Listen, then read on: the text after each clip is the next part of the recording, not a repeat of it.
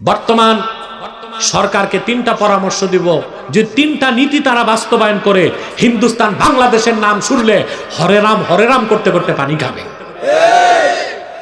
প্রথম নীতি,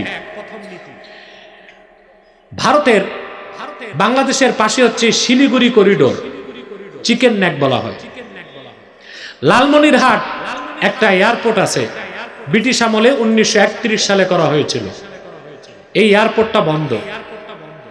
আমি সরকারকে বলবো, লালমনিরহাটের সেই এয়ারপোর্ট থেকে মাত্র 12 কিলোমিটার দূরে চিকেন নেক। আমি বলবো বর্তমান সরকারকে, আপনারা বাংলাদেশ বিমান বাহিনীকে সেখানে ঘাঁটি করে দিন।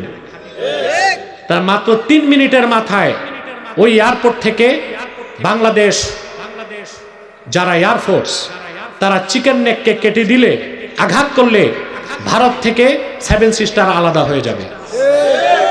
ভারত কখনো বাংলাদেশের দিকে তাকাবার সাহস পাবে না। 2,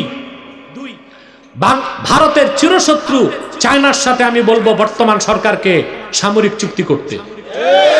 3, সমস্ত আমদানি রপ্তানি বন্ধ করে বাংলাদেশের উচিত অন্য কোন রাষ্ট্র, অন্য যে রাষ্ট্রগুলো আছে তাদের সাথে বাণিজ্য চুক্তি করা। এই 3টা নীতি যদি বর্তমান সরকার বাস্তবায়ন করতে পারে, ভারত চোখ তুলে তাকাবি তো দূরে থাক, বাংলাদেশের নাম শুনলে ও পানি খাবে, ভারতের প্রধানমন্ত্রী নরেন্দ্র মোদী। কিন্তু প্রশ্ন হচ্ছে, এই সাহসী পদক্ষেপগুলো বর্তমান সরকার গ্রহণ করতে পারবে কিনা, এটি আমাদের প্রশ্ন। কারণ যত উপদেষ্টা বলা ঠিক না, সব মেরুদণ্ডহীন। অতএব জনগণকে সিদ্ধান্ত নিতে হবে কি করতে হবে।